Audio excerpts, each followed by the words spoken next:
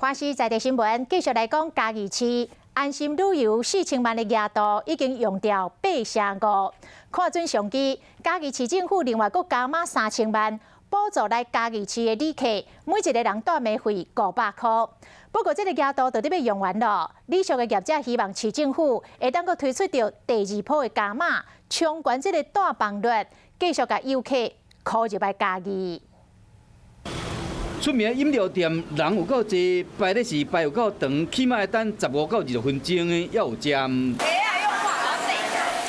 头家娘为了应付这人客，当时开5点，在地美食点内点外，拢有够侪人。出名夜市啊，人有够侪，嘉义市过来游览的热度，反映伫这个数字面顶。 那安心旅游补助的部分呢，我们现在已经在申请第2波4000万的一个补助。那嘉义市加码500块的部分，自由行也是所剩不多，所以大家手脚要快。看准商机，市政府搁另外加码3000万补助旅客，一个人住房费用500块。不过额度用不了去啊，业者希望讲过第2波。 7月到10月的住宿率都不错，可是如果到11月、12月的时候怎么办呢？我们旅馆寒冬可能又来了。要不要继续加码下去呢？当然要啊！